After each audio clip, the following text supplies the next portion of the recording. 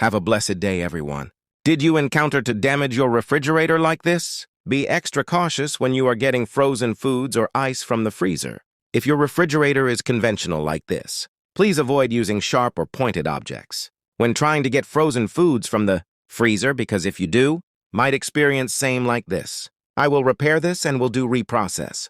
I tried to seal the damaged part, but I decided to recoil it instead, as I discovered so many damaged part, since we know alternative solutions. I made it hard to do, but assurance for a long run is what I wanted. This video will show you how I did it. If misfortune happened and you accidentally do same thing, in the future you can message me or call and I will do the fixing for you. Please finish the video for me, friends and followers. And if you like videos like this for your guidance, you can go to YouTube and subscribe my channel. There are some basic tutorial and guidance you may benefit for. Thank you again for watching. God bless us all.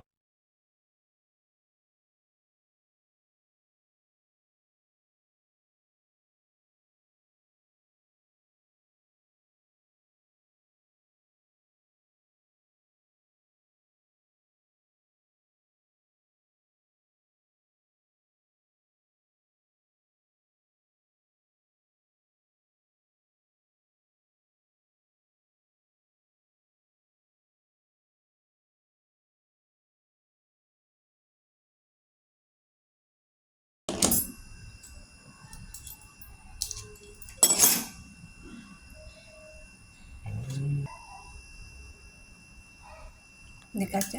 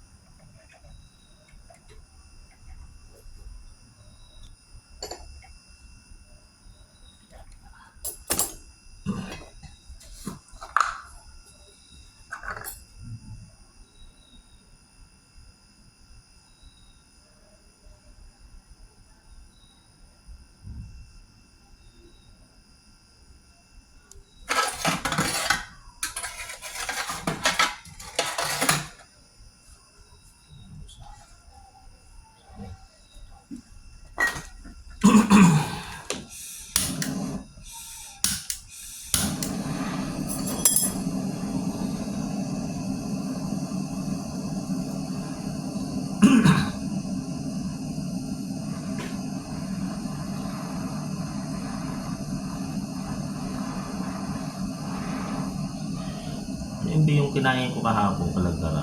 Langka. Yung malaking kayo. Langka. Hindi ko laki naman ang gayat ng karne pagkagatulog langka. Yan. Yun pa yung sinasabi mo. Malala. Ba yun langka ba yun? Ano nga yun? Sino